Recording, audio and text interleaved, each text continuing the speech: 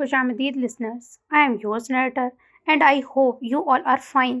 So, आज हम हयात इमामत इश्क की एपिसोड नंबर 2 स्टार्ट करते हैं। धड़ धड़ की आवाज़ पर उसने बमुश्किल आंखें खोलकर देखा था। कमरे में नीम रोशनी सुबह होने का बता दे रही थी। उसने फ़ोन में वक्त देखने की कोशिश की और देखते ही स्प्रिंग की तरह खड़ा हुआ था। 25 मिस्ड कॉल जो रात के 9 बजे से अब के 9 बजे तक की थी। उफ, मैं 12 घंटे सोया हूँ। रात की बेचैनी का अब शायबा तक न था, या फिर वो याद करना नहीं चाहता था। दरवाज़ा एक बार फिर बजा। बिखरे कमरे पर एक तायराना नज़र डालता वो दरवाजे की सिमत बढ़ा था। सर, भाभी जी दरवाज़ा नहीं खोल रही हैं, अपने रूम में बंद हैं। मैंने बहुत कोशिश की, फिर आपको भी बहुत कॉल्स की, मगर आपने। तो तुम रात को ही क्यों नहीं आए, जबकि तुम जानते थे मैं यहीं मिलूंगा? कैसी अनहोनी के ख्याल से वो भड़का था। मैं रात से यहीं हूँ सर। अतीक के कहने पर उसने खुद को गफलत का और हरकत पे बहुत गुस्सा आया था। शर्ट के बटन बंद करता, साथ ही उसे कमरे की सफाई की हिदायत देता वो बाहर निकला था। सर, गाड़ी की चाबी? नहीं, ये तुम रखो, मैं बाइक से जा रहा हूँ। कहीं भूख की वजह से आगे की सोच को पश्वपुष्ट डालता वो जितनी रफ्तार से बाइक चला सकता था चलाई थी। आधे घंटे का रास्ता महज 15 मिनट में तय करता वो भागता हुआ घर के अंदर दाखिल हुआ था। उसके रूम का दरवाज़ा भी अभी तक बंद था। बीवी, दरवाज़ा खोलो।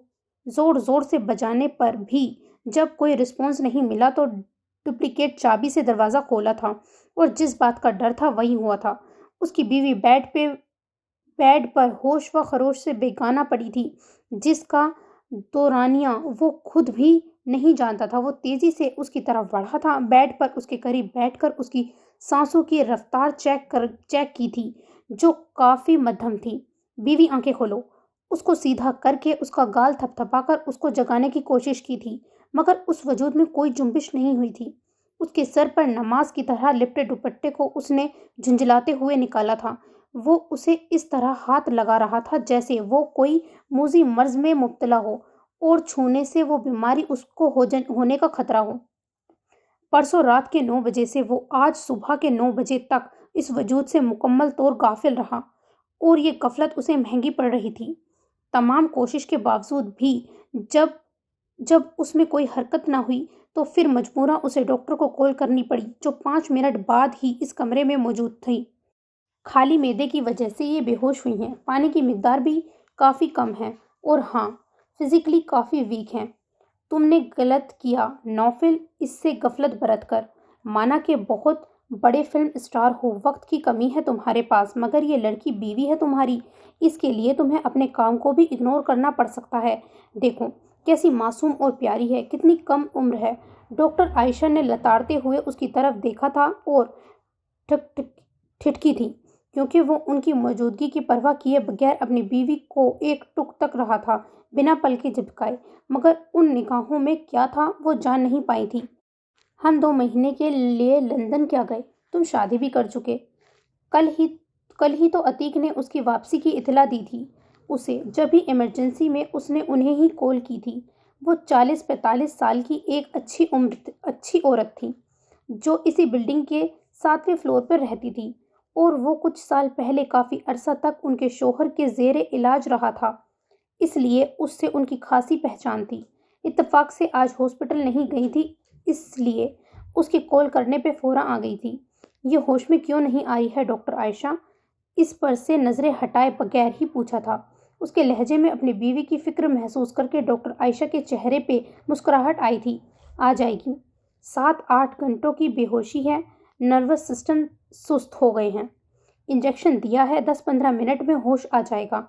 तुम जब तक खाने के इंतज़ाम करो, और अब जब बीवी ले आए हो तो किचन को भी आबाद करो।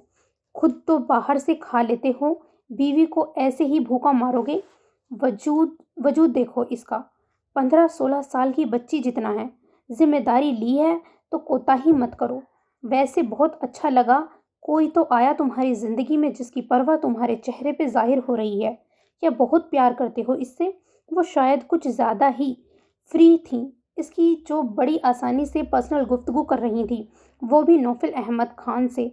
उसके सवाल पर उसने अपनी नज़रों का ارتزاق توڑا تھا اور ان کے سوال کو بالکل نظر انداز کرتا ان سے ان کے سفر کے متعلق پوچھنے لگا تھا۔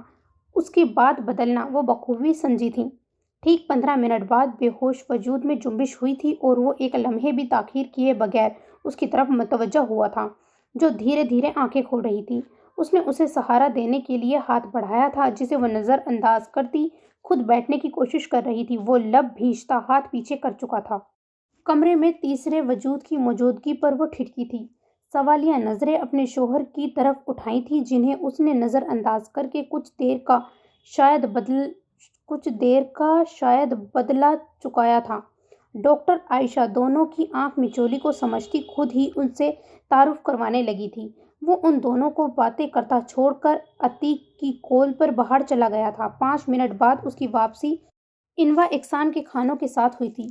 ڈاکٹر عائشہ نے چکن گارلک سوپ اس کے سامنے رکھا تھا۔ اس کی نظریں بے اختیار نوفل کی طرف اٹھی تھیں، جو بالکل اس کے قریب ڈاکٹر عائشہ کی وجہ سے بیٹھا تھا۔ ان نظروں کا سوال سمجھتے ہوئے اس نے خود کو کنٹرول کیا تھا۔ ایک نظر ڈاکٹر کی طرف ڈالتا وہ اس کے کان کے قریب جھکا تھا۔ فلمی دنیا کی کمائی کا نہیں ہے، تمہارے مطابق بالکل حلال کمائی کا کھانا ہے۔ تفصیل بعد میں جان لینا، کیونکہ نوفل احمد جھوٹ نہیں بولتا۔ سو بغیر کسی نخرے کے کھانا کھاؤ، ورنہ میں ڈاکٹر کا لحاظ کیے بغیر سارا کھانا زبردستی تمہیں اپنے ہاتھوں سے کھلاؤں گا۔ یقیناً اتنا تو جانتی ہی ہو مجھے، دھمکی آمیز لہجے میں کہتا وہ اطمینان سے پیچھے ہوا تھا، جسے یقین ہو کہ دھمکی کارگر رہے گی، اور اس کا یقین رائے کا نہیں گیا تھا۔ تینوں نے ساتھ کھانا کھایا تھا۔ اس نے زبردستی ڈاکٹر عائشہ کو بھی روک لیا تھا، اور وہ نوفل کی وجہ سے اسے انکار نہیں کر پائی تھی۔ ڈاکٹر عائشہ ان دونوں کی صحت کے متعلق لاپرواہی کے نقصان اور خیال رکھنے کی اچھی خاصی تاکید کر کے جا چکی تھیں، اور وہ جو ان کو دروازے تک چھوڑنے گیا تھا، ان کی آخری نصیحت پر لب بھیج گیا تھا۔ اللہ نے ایسی معصوم اور کم عمر بیوی دی ہے تو اس کی قدر کرو، وہ ڈیزرو کرتی ہے کہ تم اس کے ناز و برداری کرو۔ اس رشتے کو سنبھال کر رکھو نوفل، یہ واحد رشتہ ہے جو صرف تمہارا اپنا ہے، جس میں کسی کی ذرا سی بھی شراکت نہیں ہے۔ بہت معصوم ہے وہ، اس کی باتوں سے اندازہ لگایا ہے میں نے۔ بہت کچھ الگ رکھتی ہے، بہت کچھ علم رکھتی ہے وہ، مگر کچھ چیزوں کی واقعی اس کو سمجھ نہیں ہے۔ تمہیں خیال رکھنا ہوگا اس بات کا۔ ان کا ذو معنی مطلب وہ بہت اچھے سے سمجھتا تھا، اسی لیے ان کو چھوڑ کر اس کے روم میں جانے کی بجائے اپنے روم میں آیا تھا۔ شاید اس کا سامنا کرنا نہیں چاہتا تھا۔ ان کے لفظوں کی بازگشت نے کتنی ہی دیر اسے بےقل رکھا تھا۔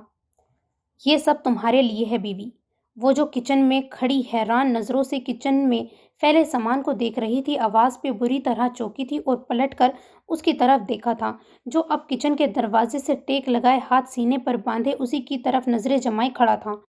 اب نوفل احمد کو یہ ہرگز بھی قبول نہیں ہے کہ اس کی بیوی گھر میں تو اسی کے رہے مگر خرچہ اپنا کرے۔ جس سامان کو تم ایسی مشکوک نگاہوں سے دیکھ رہی ہو، یہ بالکل ایسی کمائی کا ہے جسے تمہارے علم کے مطابق حلال کہتے ہیں۔ کسی سے قرض لیا ہے کیا آپ نے؟ جیسا اس کا کام تھا، اس کے پاس حلال کی ایک پائی کا بھی ہونا مشکل تھا۔ پھر یہ، اس نے اپنے شک کو زبان دی تھی، سستے کام کرنے والی پرسنالٹی نہیں ہے بیوی تمہارے شوہر کی۔ چلو تمہیں بتا دوں کہ یہ پیسے کہاں سے آئے ہیں، کیونکہ اس کے بعد میں تمہارے یہ لیکچر نہیں سننا چاہتا۔ فلموں میں آنے سے پہلے میں نے ایک گارمنٹ کمپنی میں جاب کی تھی۔ اس وقت وہ کمپنی کرائسس میں تھی۔ ورکرز کو 6-7 مہینے تک سیلری نہیں دی گئی تھی۔ غالباً اب سے 4 سال پہلے جب میں اس انڈسٹری میں آیا تو میں وہاں سے بنا سیلری لیے ہی آ گیا تھا۔ اب وہ کمپنی اپنی اصل حالت میں ہے تو وہ میں نے رقم لے لی، جو کہ 3 لاکھ پر مشتمل ہے۔ اب چونکہ مجھے حلال کا فوبیا نہیں ہے تو رقم میرے لیے کوئی معنی نہیں رکھتی۔ یہ 50,000 کا تمہارا کچن کم خرچ اس لیے کیا تھا کہ اس رقم میں تم زیادہ وقت گزار سکو، اور یہ 2.5 لاکھ رکھو اپنے پاس، جتنی تمہاری خوراک ہے، جو تمہاری بنیادی ضرورتیں ہیں۔ 3-4 مہینے آرام سے گزر جائیں گے، اور اسی رقم سے اس گھر کے پانی کی قیمت دے کر اسے بھی حلال کر لینا۔ اپنی جیب سے नोटों की गड्डी निकाल कर उसके हाथ पे रखता वो एक नज़र बुत बनी अपनी बीवी पर डालता पलट चुका था। कितनी ही देर वो साकत खड़ी रही थी। या अल्लाह, क्या था ये? इनका असल रूप कौन सा है अल्लाह? वाकई जितने रोल ये फिल्मों में करते हैं इतने ही चेहरे हकीकत में हैं। उफ अल्लाह। वो अभी भी हैरान परेशान सी कभी अपने हाथ में मौजूद रकम को देखती, कभी किचन में फैले सामान को देखती। कांच का dinner set, T set, gas स्टोलर के साथ, मिक्सर, जूसर और देगर खाने पकाने का सामान राशन के साथ उसने एक बार फिर अपने हाथ में देखा तो फिर किचन पर नज़र डाली थी और गले पर उस इंसानों से खाली घर में इसका कहका गूंजा था। उसे खुद अंदाज़ा नहीं था कि वो कितना हंस रही है। बार बार देखने का अमल दोहराती वो अब हंसी से लोटपोट होकर हॉल में पड़े सोफे पर आ लेटी आलती पालती मार के बैठ गई थी और अपने घर फ़ोन लगाकर अपनी जान यानी कि दादी को आज की रवा नॉन स्टॉप बयान करने लगी थी। बार बार हंसी के फव्वारे से पता चल रहा था कि इधर भी उस खबर से मौसम खुशगवार हुआ था। वो ये भी भूल चुकी थी कि उसकी शादी किस तरह हुई है। आज वो कितने वक्त बाद इस तरह खुलकर हंस रही है। उसे अपने शौहर से इस इनायत की हरगिज़ भी उम्मीद नहीं थी। वो यकीन ही नहीं कर पा रही थी आया जो हुआ वो हकीकत है या कोई ख्वाब। कैसा सुकून मिलता है ना अम्मा हयात से बातें करके। कैसे खिलखिलाकर हंस रही थी। अल्लाह हमेशा ऐसे ही हंसाता हुआ रखे। उन्हें तो 4 दिन से तहज्जुद में दोनों बेटियों के लिए रोते देख रही थी। आज हयात से बातें करके कैसे सुकून में आई हैं। बस अल्लाह अब मनाल का भी पता दे दे। वो अफसरदा हुई थी। इस बात पे गम न करो बहू। अल्लाह ने आज हयात से बात करवा के जो सुकून दिया है वही मनाहिल का भी देगा। वाकई अम्मा, सोचा नहीं था कि अपनी ज़िंदगी में ही ये हकीकत देख लूँगी कि जो हराम से बचता है बाद में अल्लाह उसे खुद बचाता है। बस इसकी ज़ात पे यकीन ज़रूरी है। हाँ, आज 4 दिन हो गए उसे देखे हुए, मगर उसकी बातों से लगता है अभी भी यहीं कहीं मौजूद है। उसकी आवाज़ सुन के बस दिल उससे मिलने को बेकाबू हो रहा है। मगर अम्मा, एक बात पे दिल बड़ा कुढ़ता है। नौफिल जिस दुनिया से है वहाँ अय्याशियाँ आम हैं। एक अय्याश की जिंदगी में मेरी पाक बाज बेटी। ऐसे नहीं कहते बहू। अल्लाह के फैसले में सब्र करना चाहिए और इस बात का यकीन रखो कि अल्लाह अपने बंदे बंदियों पर उनकी इस्ताअत से ज़्यादा बार नहीं डालता। पाक मर्दों के लिए पाक औरतें हैं तो पाक औरतों के लिए भी पाक मर्द ही लिखे हैं। औरतों के साथ नाइंसाफ़ी माशरा करता है मेरा रब नहीं, और उसे अपने रब का फैसला समझकर कबूल करो। वो अय्याश है तो फिर हम वो नहीं जानते जो अल्लाह जानता है। अम्मा, दोनों सास बहू बैठी बातें कर रही थी जब राबिया बेगम गिरती पड़ती आई थी। अम्मा, भाभी, बेग वक्त दोनों को पुकारा था। उनकी आवाज़ पर फरहान साहब जो स्कूल से आकर आराम कर रहे थे फौरा किसी अनहोनी के ख्याल से बाहर आए थे। जहां राबिया बेगम कुछ कहने की कोशिश कर रही थी मगर रोने की वजह से बात पूरी नहीं कर पा रही थी। राबिया, मेरी बच्ची, क्या हुआ है? इस उम्र में वो और गम के मतमिल नहीं हो सकती थी। अम्मा, मनाहिल, वो हॉस्पिटल से फ़ोन आया है किसी एसपी का। मेरी मनाहिल अम्मा। इनकी अधूरी बात सुन के वहां मौजूद लोगों के दिल ठंडे हुए थे। कौन से हॉस्पिटल से फ़ोन आया था राबिया आपा? जल्दी बताएं। फरहान साहब को लगा था कि उनकी तलाश में की गई कोशिश अल्लाह ने रायका नहीं जाने दी। वो समझ बूझ वाले इंसान थे। जज्बात में भी वो किसी मनफी पहलू को आने नहीं देते थे और हयात से बात करने के बाद वो बस एक ही मसला में उलझे हुए थे, सिटी हॉस्पिटल। उनकी बात पूरी होने से पहले ही उन्होंने अपने भांजे अजहर को कॉल की थी और हॉस्पिटल के लिए रवाना हो गए थे। इधर तीनों औरतें अल्लाह के हुजूर शुक्र की अदायगी में लग गई थी। ऐसा ही था ये घराना। किसी भी दुख तकलीफ में आते तो फौरन अपने रब से रुजू करते और बेशक अल्लाह ऐसे लोगों को तन्हा नहीं छोड़ता। शफाफ दिल और दिमाग के लोग थे। गलत ख्याल को ज्यादा दिल में जगह नहीं देते थे और ऐसे ही लोग कामयाब होते हैं। नेक्स्ट सीन सुने।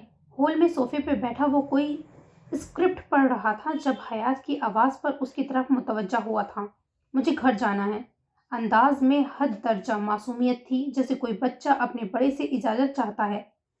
جتنی وہ ظاہر طور سے اسے بچی معلوم ہوتی تھی، اس کے انداز بھی ویسے ہی لگتے تھے۔ تم اپنے گھر میں ہی ہو بیوی۔ شوہر کا گھر ہی تو بیوی کا گھر ہوتا ہے، لاپرواہی سے کہتا وہ پیپرز کو پڑھنے لگا تھا۔ مجھے 5 دن ہو گئے ہیں یہاں، کبھی اتنے دن الگ نہیں ہوئی میں گھر سے۔ سب کی یاد آ رہی ہے، مجھے گھر جانا ہے۔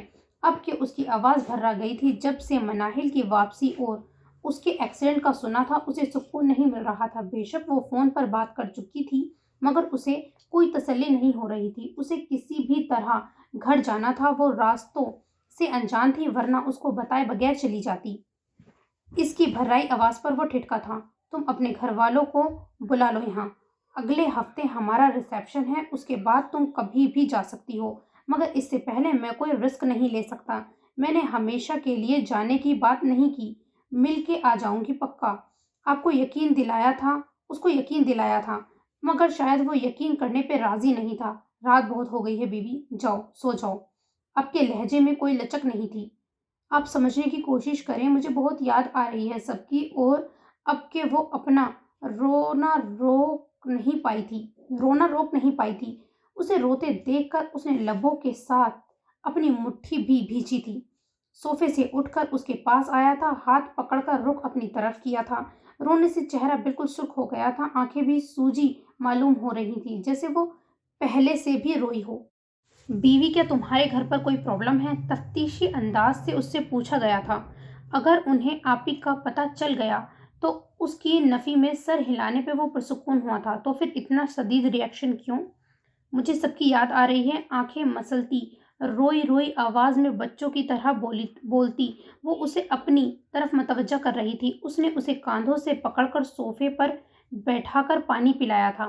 وہ مناہل کے غم میں نہ ہوتی تو محسوس کر لیتی کہ وہ اس کے کتنے قریب بیٹھا ہے، اور اب اس کے ہاتھ میں ہیں، جنہیں وہ دھیرے دھیرے سہلا رہا تھا، جیسے اسے تسلی دے رہا ہو، اور کرنے والا اپنے اس فعل کو کوئی نام نہیں دے رہا تھا، یا شاید ہر جذبے سے انجان رہنا اس کی عادت بن گئی تھی۔ بیوی، بات سنو میری، اگر تم آج گئی تو آج جانا تمہارا لاسٹ ہوگا، اس کے بعد میں تمہیں کبھی بھی نہیں جانے دوں گا۔ لیکن اگر تم 1 ہفتے بعد جاؤ گی تو جب چاہو اپنے گھر جانا، وہاں رہنا، میں کچھ نہیں کہوں گا۔ چاہے تو ریسیپشن کے بعد تم کچھ دن رہنے چلی جانا۔ اب فیصلہ تمہارے ہاتھ میں ہے، بولو کیا فیصلہ ہے؟ ہاتھوں کی بڑھتی گرمی نے اسے احساس دلایا تھا کہ وہ اس کے بالکل قریب ہے۔ اس نے اس کے ہاتھ سے اپنے ہاتھ نکالے تھے اور دور ہو کر بیٹھی تھی۔ وہ اس کا گریز محسوس کر کے سامنے والے صوفے پر بیٹھ گیا تھا، نظریں ہنوز اسی پر تھیں۔ اگر پھر آپ نے نہیں بھیجنا تو میں آپ کو بتائے بغیر چلی جاؤں گی، اور دوبارہ کبھی بھی آپ کے گھر میں نہیں آؤں گی، اور جب تک میرا دل کرے گا رہوں گی وہیں، اور آپ زبردستی نہیں کریں گے۔ اس کی دوسری شرط میں ہی اسے فائدہ لگا تھا۔ اس کا کچھ بھروسہ نہیں تھا کہ واقعی ترسادے اسے بچوں کے سے انداز میں شرط رکھی تھی، وہ اسے ڈسٹرب کر رہی تھی۔ گڈ گرل، اب جاؤ سو جاؤ۔ اس کے کہنے پہ وہ اپنے روم کی طرف بڑھ گئی تھی، اور وہ کافی دیر تک بے خیالی میں اس کے روم کی طرف دیکھتا رہا تھا، جیسے وہ رویا وجود ابھی بھی وہیں موجود ہو۔ اس کا سرخ چہرہ، سوجی آنکھیں کتنی ہی دیر تک اسے ڈسٹرب کرتی رہی تھی۔ تھک ہار کر وہ اپنا کام ادھورا چھوڑ کر روم کی طرف بڑھ گیا تھا۔ سر، مانیہ چودھری ممبئی واپس آ گئی ہیں، اور میں نے انہیں سیٹ پہ 2-3 بار آتے دیکھا ہے۔ نتاشا میڈم سے کافی گھل مل کے باتیں کر رہی تھی۔ ان دونوں پر نظر رکھو، اور ریسیپشن سے پہلے انہیں میری شادی کی خبر نہیں ہونی چاہیے۔ عتیق، اگر مانیہ واپس آ گئی ہے تو یاور بھی اس کے ساتھ ہی آیا ہوگا۔ تم مسٹر زبیر سے کہہ دینا، اگر پارٹی میں ان دونوں نمونوں کو انوائٹ کیا تو نوفل احمد خان کو بھول جائیں۔ فون آف کر کے اس نے حیات کے روم کے بند دروازے کی طرف دیکھا تھا، پھر اپنے کام کی طرف متوجہ ہو گیا تھا۔ آج وہ خلاف معمول گھر جلدی آ گیا تھا۔ روزانہ جس وقت وہ آتا تھا، حیات اپنے روم میں چلی جاتی تھی۔ صبح میں بھی وہ اس کے جانے کے بعد روم سے باہر آتی تھی۔ دونوں ندی کے دو کناروں کی طرح زندگی گزار رہے تھے۔ دونوں ہی کو ایک دوسرے کا احساس نہیں تھا۔ ایک دو بار اس نے اپنے گھر جانے کی بات کی تھی، جسے اس نے ایک ہفتے تک ملتوی کر دیا تھا۔ دونوں میں بات نہ ہونے کے برابر تھی، ایک اپنے کام میں مشغول، دوسرا اپنے آپ میں مگن۔ وہ معمول کی طرح دروازے سے ہی اپنا کوٹ نکال کے ہاتھ میں لیتا، اسی ہاتھ سے شرٹ کے بٹن کھولتا آ رہا تھا جب حیات میڈم کے چلانے پر رکا تھا اور اس کی طرف رخ کیا تھا جہاں وہ صوفے پر آلتی مالتی مار کے بیٹھی تھی۔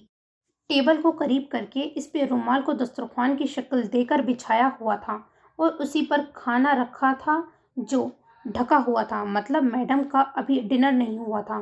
اللہ اللہ، کیا زمانہ آ گیا ہے، شرم و حیا تو رہی ہی نہیں ہے۔ آنکھوں پر ہاتھ رکھے اس نے اس کی شرٹ کے بٹن کھولتے دیکھ کر طنز کیا تھا۔ اس میں کون سی بے شرمی ہے بیوی؟ وہ اس کا مطلب ابھی بھی نہیں سمجھا تھا۔ یہ بے شرمی نہیں تو کیا ہے کہ آپ میرے سامنے شرٹ کے بٹن کھولتے ہوئے آ رہے ہیں؟ جس طرح عورتوں کو پردہ کی تاکید کی گئی ہے ویسے ہی مردوں کو بھی کی گئی ہے، مگر کوئی سمجھے تب نہ۔ اس کے جھنجھلا کر کہنے پہ بے اختیار اس کے چہرے پہ مسکراہٹ آئی تھی۔ مجھے تو پتا ہی نہیں تھا بیوی، تم نے پہلے کیوں نہیں بتایا؟ ورنہ میں تمہارے سامنے برقع پہن کے آتا۔ اس کے مذاق اڑانے والے انداز پہ اس نے منہ بنایا تھا۔ میرا وہ مطلب نہیں تھا۔ مردوں کو احتیاط کرنی چاہیے کسی کے بھی سامنے اس طرح کا چھچورا پن کرتے ہوئے، مطلب شرٹ ریموو کرتے ہوئے۔ اس کے سر جھکا کر وضاحت کرنے پہ اس نے ایک گہری نظر اس پر ڈالی تھی۔ کیا یہ اندر سے بھی واقعی اتنی ہی معصوم ہے؟ اپنے ظاہر کی طرح اس کی گہری جانچتی نظروں کا مفہوم اسے سمجھ نہیں آیا تھا۔ بیوی، کسی کے سامنے نہیں، تمہارے سامنے تو یہ چھچورا پن کیا جا سکتا ہے نا؟ انداز میں کوئی معنی خیزی نہیں تھی، پھر بھی وہ بری طرح پزل ہو گئی تھی۔ استغفر اللہ، کیسی باتیں کر رہے ہیں آپ؟ بیٹھو بیوی، نہیں ریموو کر رہا شرٹ، اپنا ڈنر کمپلیٹ کرو۔ اسے بغیر کھانا کھائے اٹھتے دیکھ کر بے اختیار اس کا ہاتھ پکڑ کر واپس اسی کی جگہ بیٹھا چکا تھا اور خود اپنے روم کی طرف بڑھا تھا۔ سنیں، اس کے آواز دینے پر پلٹ کر سوالیہ نظروں سے اسے دیکھا تھا۔ وہ، کیا آپ نے کھانا کھا لیا؟ جھجکتے ہوئے سوال پوچھا تھا، مبادا وہ کچھ اور نہ سمجھ لے۔ کیوں؟ کہیں تمہارا ارادہ میرے ساتھ ڈیٹ پر جانے کا تو نہیں؟ عادت کے خلاف وہ اس سے الگ ہی رنگ میں بات کر رہا تھا، وجہ خود بھی جاننے سے قاصر تھا۔ اول تو بات ہوتی ہی کم تھی، مگر جو بھی ہوتی تھی وہ اسے اچھا خاصا جج کر دیتا تھا۔ کون سی ڈیٹ پر؟ اس نے ناسمجھی سے اس کی طرف دیکھا تھا۔ اسی ڈیٹ پر جس پہ جایا جاتا ہے، اس نے وضاحت کی تھی۔ مگر کس کی ڈیٹ پر؟ اور ڈیٹ پر کون جاتا ہے؟ اس کے ناسمجھی سے کہنے پر اس نے اپنی ہنسی ضبط کرتے ہوئے پوچھا تھا، تمہیں ڈیٹ کا مطلب نہیں پتا؟ وہ جو اس کے سوال میں الجھی اس کو دیکھ رہی تھی، چونک کر اس کے دوسرے سوال پر غور کیا۔ پتا ہے مجھے، تاریخ کو کہتے ہیں ڈیٹ۔ BSc کیا ہے میں نے، وہ بھی انگلش میں۔ پتا نہیں خود کو کیا سمجھتے ہیں، بچوں کو بھی ڈیٹ کا مطلب پتا ہے، اور یہ مجھے بچوں سے بھی گیا گزرا سمجھتے ہیں۔ اس کے جواب اور بلند آواز میں کی گئی بڑبڑاہٹ سے ایک بھرپور کہکا لگانے پر مجبور کر گئی تھی۔ اے اللہ، ان کا دماغ تو نہیں پھر گیا؟ بنا بات کے جناتوں سے شرط لگا کے ہنس رہے ہیں۔ تمہیں سچ میں ڈیٹ کا مطلب نہیں پتا؟ وہ یقین نہیں کر پا رہا تھا اتنے ایڈوانس ورڈ میں کسی کو ڈیٹ کا مطلب ہی نہ پتا ہوگا۔ میں نے آپ سے پوچھا تھا آپ نے کھانا کھایا کہ نہیں، آپ بات کو تاریخ پر لے گئے۔ کھانے کا کیا لنک ڈیٹ سے؟ اوپر میرا مذاق اڑا کر جناتی کہکے لگا رہے ہیں۔ نہیں کرنی مجھے آپ سے بات۔ منہ ٹیڑھا کرتی وہ اس کی طرف سے منہ پھیر گئی تھی۔ اس کے انداز پہ بمشکل اس نے اپنی ہنسی روکی تھی۔ اوکے بولو، نہیں اڑاتا تمہارا مذاق۔ آپ نے کھانا کھایا کہ نہیں؟ نہیں کھایا، فریش ہو کر جاؤں گا۔ تو آپ آج گھر پر ہی کھانا کھا لیں۔ کیوں؟ آج پہلی بار اسے ایسے کھانے کی آفر کی تھی۔ حیرانی لازمی تھی، وہ آج مجھ سے کھانا زیادہ بن گیا ہے، مجھ سے باسی کھانا کھایا نہیں جاتا، اور رزق کی بے حرمتی اللہ کو پسند نہیں، تو اگر کھا لیں تو۔ اس نے امید بھری نظروں سے اسے دیکھا تھا جو بڑے غور سے اسے ایسے سن رہا تھا جیسے وہ اس سے مسئلہ کشمیر حل کرنے کی بات کر رہی ہو۔ مسئلہ تو واقعی ہے، چلو حل کر دیتے ہیں بیوی، تمہارا یہ مسئلہ۔ ویٹ کرو، اس نے کچھ سوچتے ہوئے کہا تھا۔ ویسے بیوی، مانو یا نہ مانو، डेट तो कर ली तुमने मेरे साथ, उसने डिश का ढक्कन उठाते हुए फिर से कहा था। मैंने कौन सी डेट कर ली, और क्या है ये डेट, बताएं। अब कि वो बुरी तरह जज हुई। ये तुमने बनाया है, उसने रूखा कबाब खाते हुए पूछा था। जी मैंने बनाया है, मगर आप ये रूखा नहीं खा सकते। क्यों? लहजे में हैरत थी। क्योंकि ये 5 कबाब हैं और 5 चपाती। हर चपाती से एक कबाब खाएं, नहीं तो चपाती बच जाएगी, और फिर कौन खाएगा बासी। वॉट? वो सचमुच उसकी निराली मंतक पे हैरान हुआ था। अच्छा चलो ऐसे ही खा लेते हैं। कांधे उचकाते वो वैसे ही खाने लग गया था। बरसों बाद वो इस तरह खा रहा था, और शायद उसकी बीवी ही वो पहली हस्ती थी जिसके साथ वो जी रहा था, मगर खुद भी बेखबर था। एक बात पूछनी है। खाने के बाद टिश्यू से हाथ साफ करता वो उसकी तरफ मुतवज्जा हुआ था। पूछो। अंदाजा सरसरी था। वो आप डेट के बारे में क्यों पूछ रहे थे? कोई मसला है क्या? आई मीन कोर्ट वगैरह में दी जाती है ना डेट। और फिर उसे उसके पहले दिन की सरगोशी याद आई थी। सीरियल किलर हूं मैं। या अल्लाह, आपने कोई मर्डर तो नहीं कर दिया? अब वो चीख कर बोली थी। ना सिर्फ बोली थी, बल्कि डर के उससे 10 कदम के फासले पर हुई थी। इस तरह बोलती वो सही मायनों में उसकी नज़र में खुद को बच्ची साबित कर गई थी। बात जितनी बचकाना थी, अंदाज उससे कहीं ज्यादा बचकाना था। और नौफिल अहमद खान को लगा था उसकी बीवी उसे उसके मेयार जिंदगी से हटा रही है। आज जितना वो उसकी वजह से हंसा था, अपनी 27 साला जिंदगी में कभी नहीं हंसा था। उसकी फिल्में भी एक्शन हीरो के रोल की होती थीं। उसकी बीवी की बातें इतनी भी मजाकिया नहीं थी, मगर उसके कहने का अंदाज बार बार नाराजगी से मुंह बनाना सीरियस बात को भी ना सीरियस बनाता था। और वो ख्वामख्वाह उसके बहुत सी बातों के लाइल्म होने का फायदा उठाकर उसे जज कर रहा था। और वो ऐसा क्यों कर रहा था वो खुद नहीं जानता था। तुम्हें कैसे पता बीवी कि मैं मर्डर करके आया हूँ?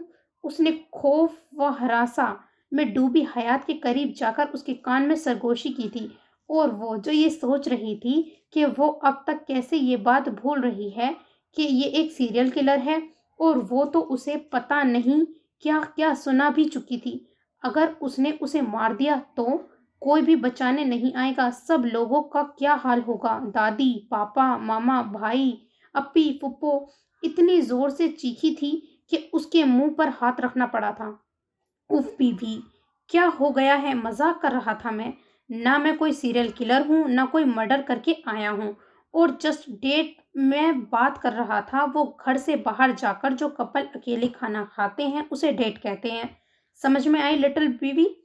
वो उसके सर पर हल्की सी चपत लगाते जाने के लिए पलटा था। तो क्या आपने कोई मर्डर नहीं किया? यानी आप वाकई सीरियल किलर नहीं? डरते डरते खुद को यकीन दिलाने की कोशिश की थी। उसकी बात सुन के वो फिर से उसके करीब आया था। एक बात समझा दी बीवी तुमने कि तुम शेरनी की खाल में बिल्ली नहीं, बिल्ली भी नहीं, चूहिया हो। क्या? कोई नहीं, मैं डरती थोड़ी हूँ आपसे। सच में नहीं डरती?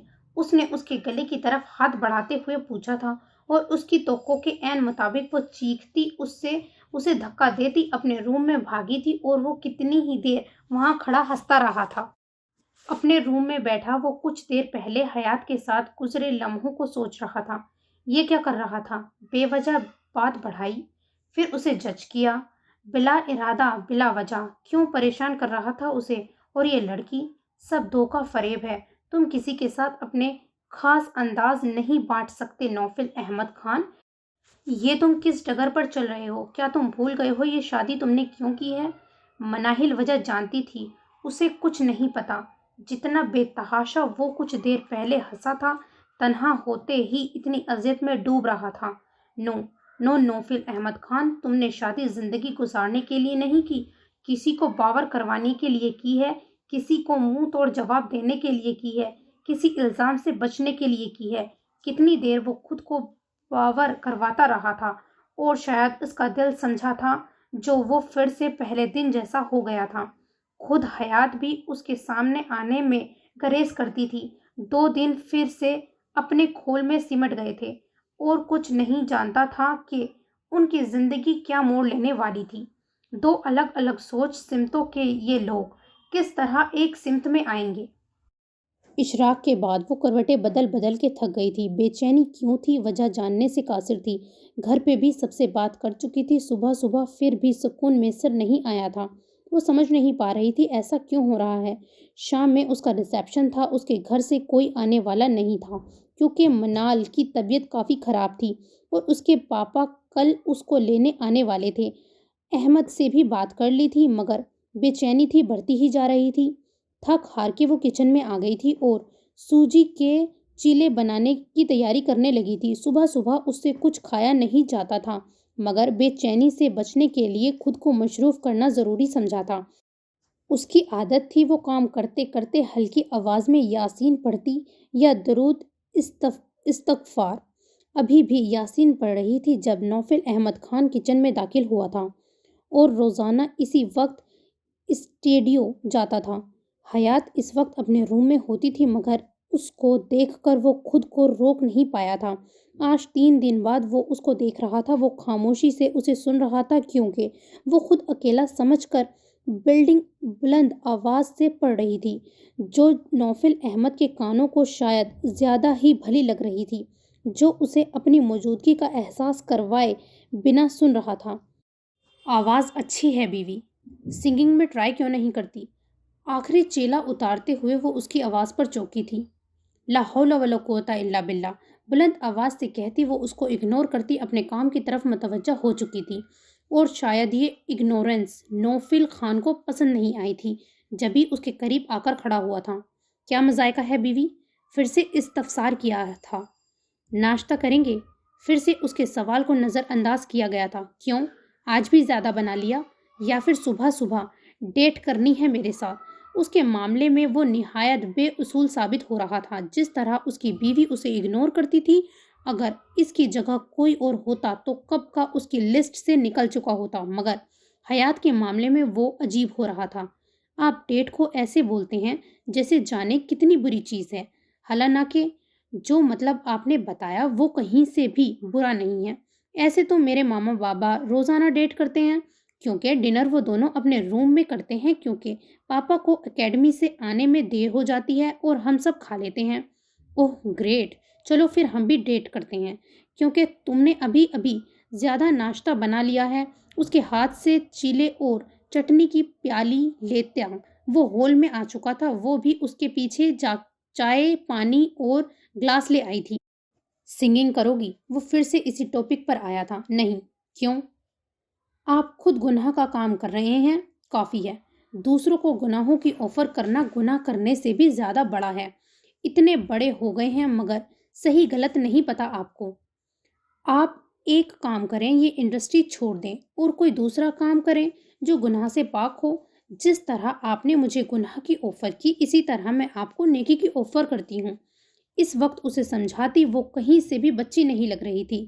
انداز کیسا صاف ستھرا تھا جس میں ذرا بھی ذلت کی آمیزش نہیں تھی۔ شاید اسی لیے نوفل احمد خان کو برا نہیں لگا تھا۔ کوکنگ کے ساتھ اسپیچ بھی اچھی کرتی ہو بیوی۔ اس نے چیلے کا بڑا سا ٹکڑا چٹنی میں ڈبو کر کھاتے ہوئے اسے چڑھایا تھا جو واقعی چڑھ گئی تھی اور منہ بنا کر کھانا شروع کر دیا تھا۔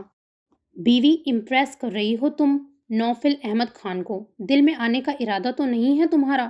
اگر ایسا ہے تو کیا ارادے ہیں پھر؟ آج ریسیپشن ہے، کل ہنی مون کے لیے چلیں؟ چہرہ اس کے چہرے کے قریب کر کے وہ اسے پھر سے پزل کر گیا تھا۔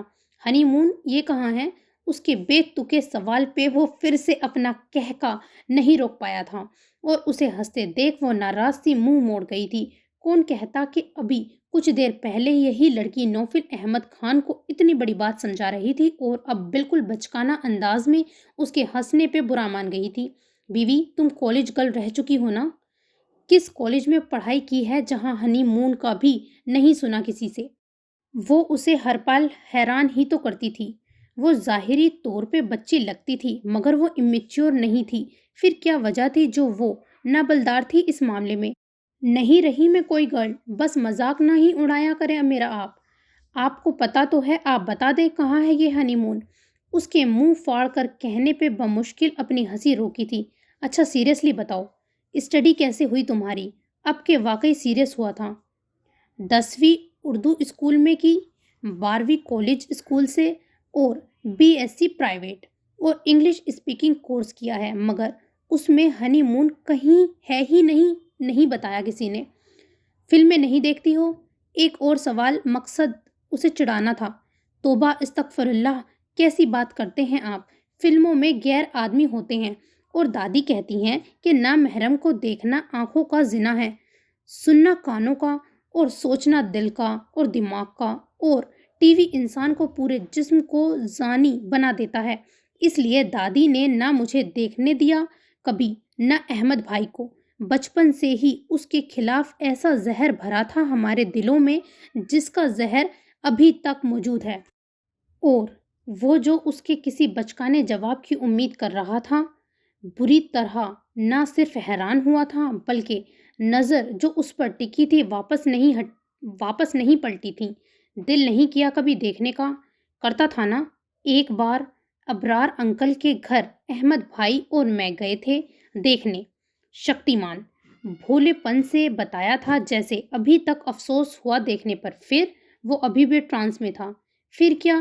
اللہ بھی ناراض ہوا اور دادی بھی۔ ماما پاپا کو بتایا نہیں تھا، ورنہ وہ بھی ناراض ہوتے۔ تمہیں کیسے پتا اللہ ناراض ہوا؟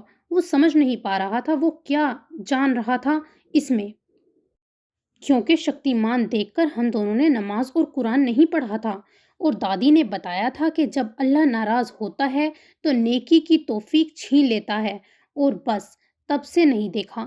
اور ایسے بتا رہی تھی جیسے کلاس میں کوئی بچہ ٹیچر کے پوچھنے پر اپنی کارکردگی بتاتا ہے، اور نوفل احمد اس کی اس طرح دیکھ رہا تھا جیسے اگر نظریں ہٹائیں تو یہ منظر دوبارہ نہیں دیکھ پائے گا۔ اتنی معصومیت! مگر تمہارا شوہر تو فلمی دنیا کا ہے۔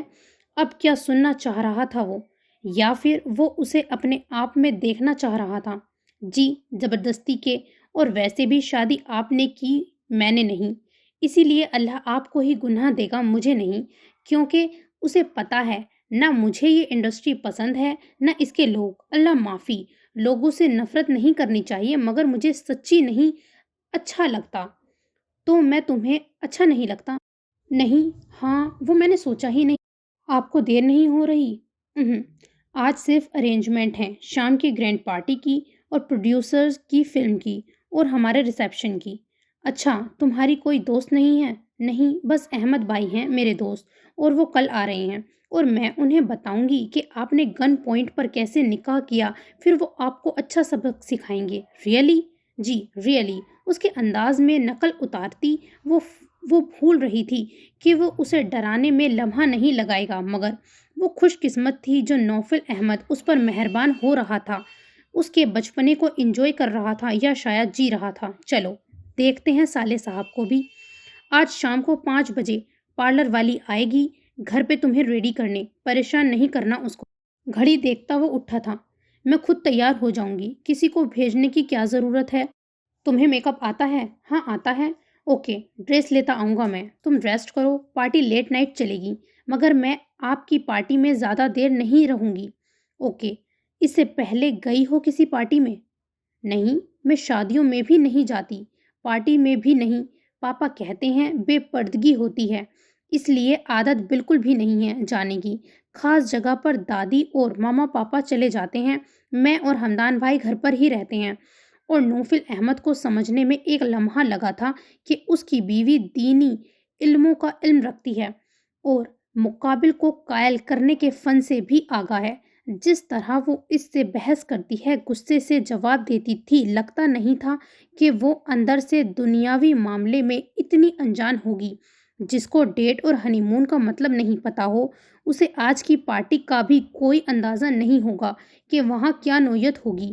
وہ سمجھ نہیں پا رہا تھا آج کے دور میں کون ایسا ہوتا ہے، مگر وہ بھول رہا تھا جس کی پرورش کرنے والے اللہ واس کے رسول سے ڈرنے والے ہوں، ان کی اولادیں ایسی ہی معصوم ہوتی ہیں، جنہیں ضرورت وقت ہی کچھ خاص علم دیا جاتا ہے، وقت سے پہلے نہیں۔ اب آپ اس طرح دیکھنا بند کریں، مجھے سچ میں کریم پاؤڈر اور کاجل لگانا آتا ہے۔ دادی اور مما منع کرتی تھی لگانے، مگر میں کبھی کبھی لگا لیتی تھی مما سے چھپ کر۔ تو آتا ہے مجھے میک اپ۔ اس کی مسلسل ہوتی گہری نظریں اس پر سے پزل کر رہی تھی، اور وہ پتہ نہیں کیا سوچتا ہوا اسے مسلسل دیکھے جا رہا تھا اور کیا تلاش کر رہا تھا وہ اس میں، کبھی بہت بڑی سی، کبھی بالکل بچی۔ وہ سمجھ نہیں پا رہا تھا وہ کیوں اس کے ساتھ اپنے وقت کی پرواہ کیے بغیر اپنی عادت ترک کر رہا تھا، جو نوفل احمد خان مروت میں بھی نہیں مسکراتا۔ وہ بلا وجہ بے مطلب اپنی بیوی سے باتیں کر کے کہہ کے لگاتا ہے، اچھا وہاں آپ کی فیملی بھی آئے گی؟ اس نے اس کا دھیان بٹانا چاہا تھا مگر جواب نہ پا کر وہ اس کے سامنے سے برتن اٹھا کے کھڑی ہوئی تھی، منہ ہنوز بن گیا تھا۔ 2 قدم چلی تھی جب نوفل احمد خان بے اختیاری میں اس کا ہاتھ پکڑ کر کھینچ چکا تھا اور جو اس کی امید بھی نہیں کر سکتی تھی اس کی گود میں گری تھی۔ چہرہ اس کے چہرے سے رگڑتا سینے پر ٹکرایا تھا، بے اختیار گلے سے چیخ برآمد ہوئی تھی، یا اللہ کتنے بدتمیز ہیں آپ، ایسے کون کرتا ہے؟ اب تو ایسا کچھ بھی نہیں کہا کہ آپ ٹیبل کی طرح مجھ کو پٹک دیں۔ احمد بھائی کو یہ بھی بتاؤں گی۔ اس کی دھمکی پر اس نے اپنی گرفت مضبوط کی تھی اور وہ جو اٹھنے کی کوشش میں تھی مکمل اس کے حصار میں ہوئی تھی، اور اب اس کی قربت اسے انتہائی نروس کر گئی تھی۔ اسے اس سچویشن کا اندازہ نہیں تھا، پھر بھی وہ کنفیوز ہو رہی تھی، اور نوفل احمد اس کی پرواہ کیے بغیر اس کی مزاحمت کو بے تاثر انداز میں دیکھ رہا تھا۔ اس نے ایسا کیوں کیا تھا وہ خود بھی جاننے سے قاصر تھا۔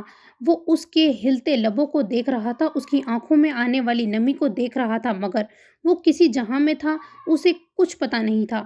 ہوش تب آیا جب اس کے سر ہر ٹھنڈے پانی کا جگ الٹ دیا گیا تھا۔ گرفت ڈھیلی ہوئی تھی اور اسی کا فائدہ اٹھا کر وہ صوفے سے ہی دوسری طرف جمپ کر کے اپنے روم کی طرف بھاگی تھی اور دھاڑ سے دروازہ بند کیا تھا، اور وہ نک سک سے تیار پانی میں مکمل بھیگا ہوا ابھی تک ایسے بیٹھا تھا جیسے اسے کسی نے پتھر کا کر دیا ہو۔ کیا ہو رہا تھا اسے؟ یہ شادی کے بعد تیسری بحث تھی اس کی حیات سے، اور ہر بار وہ خود اسے اکساتا تھا بے مطلب باتیں کر کے، اور پھر اس سے بات نہ کرنے کا ارادہ کرتا مگر تیسرے دن پھر سے ویسا ہی کرتا، اور آج کی باتوں سے وہ اپنے آپ میں نہیں رہا تھا۔ اس سے برداشت نہیں ہوا تھا حیات کا خود سے دور جانا، اس لیے وہ اسے قریب کر گیا تھا۔ ایسا بے اختیاری تو کبھی بھی نہیں ہوا تھا وہ تو کیا حیات؟ فون کی گھنٹی مسلسل بج رہی تھی مگر وہ ابھی بھی ویسے ہی بت بنا بیٹھا تھا۔ نیکسٹ سین۔ کیسے ہو نوفل احمد خان؟ آج کل بڑے سرخیوں میں ہو، لڑکیوں کا کرش بن گئے ہو۔ وہ ابھی بھی صبح میں حیات کے ساتھ گزرے لمحوں کے سحر سے آزاد نہیں ہو پایا تھا۔ بار بار اس کا آفر، اس کی معصوم باتیں، دھمکیاں اس کے کانوں میں گونج رہی تھی، اور پہلی بار نوفل احمد نے خود کو ان لمحوں کے حوالے کر دیا تھا جب کوئی اس کے سامنے کرسی رکھ کر بیٹھا تھا۔ سلیم۔ اس نے آنے والے کی باتوں کو اگنور کر کے اسپورٹ بوائے کو آواز دی تھی جو اس کی ایک ہی پکار پہ فوراً حاضر ہوا تھا۔ جی سر۔ کیا یہاں رات کوئی دعوت تھی جس کی وجہ سے یہاں ہڈیاں موجود ہوں؟ اس کی عجیب باتوں پر نہ صرف سلیم حیران ہوا تھا بلکہ آنے والا بھی حیران تھا۔ نہیں سر، یہاں کوئی دعوت نہیں تھی، تو پھر ہڈیاں کہاں سے آئیں گی؟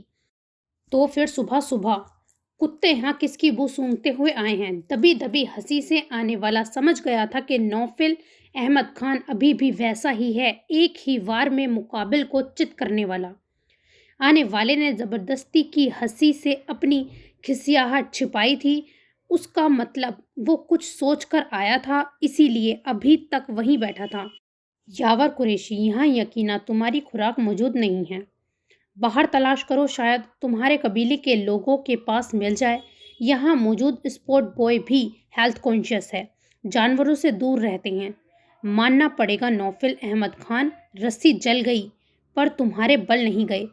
تم مان لو نوفل احمد خان، چاہے جتنی بلندی تک پہنچ جاؤ، ہوگے ایک ویشیا کے ہی بیٹے، اور تمہاری قسمت میں بھی تمہاری ماں جیسی لڑکیاں ہی لکھی ہیں۔ بھاگ گئی نا جس سے شادی کر رہے تھے، اور یہ وہ پوائنٹ تھا جہاں نوفل احمد خان خود پر اختیار کھو بیٹھا تھا۔ کیا کہا تم نے؟ مانیہ جیسی لڑکی سے شادی کرنے سے بہتر ہے بغیر شادی کے رہ لو۔ اور کیا کہا تھا؟ میں ایک شریف لڑکی سے شادی کر کے دکھاؤں گا۔ ہاں ہاں، نوفل احمد خان جس کے پیچھے لڑکیاں پاگل ہیں، وہ جس سے شادی کر رہا تھا نکاح کے وقت ہی بھاگ گئی۔ اب کہ اس کی آواز بلند تھی، دم سا سب دم سادے سن رہے تھے۔ کسی کو بھی تو نوفل احمد کی زندگی کی خبر نہیں تھی، اسی لیے سب بڑی دلچسپی سے سن رہے تھے۔ اور یہ نوفل احمد خان کے ضبط کی آخری حد تھی۔ اگلے پل یاور قریشی کا گریباں نوفل احمد کے ہاتھوں میں تھا۔ تجھ سے کہا تھا نا اپنی حد میں رہنا، ورنہ زمین میں گاڑ دوں گا۔ اس کی آنکھوں میں دیکھتا وہ گرایا تھا۔ اس کی گراہٹ سے یاور قریشی خوف زدہ ہوا تھا، مگر آج وہ اس کو برباد کیے بغیر نہ جانے کا ارادہ کر کے آیا تھا۔ سچ تو تم بھی جانتے ہو نوفل احمد، جسے تم حرام کی اولاد ہو، ویسے ہی تمہاری زندگی میں لوگ آئیں گے۔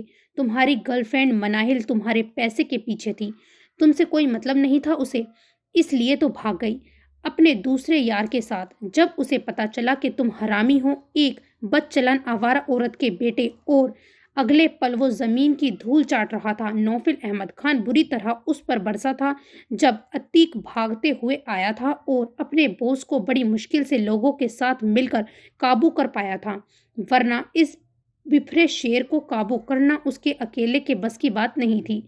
یہ مار تمہیں بہت مہنگی پڑے گی نوفل احمد خان، چھوڑوں گا نہیں میں تمہیں۔ یاور قریشی دھمکی دیتا جان بچا کر بھاگا تھا، اور کوئی نہیں جانتا تھا اس جنگ کی لپیٹ میں کون آئے گا۔ سیٹ پہ موجود تمام لوگ آپس میں مناہل کے بھاگنے اور اس کی ماں کے بارے میں گفتگو کر رہے تھے۔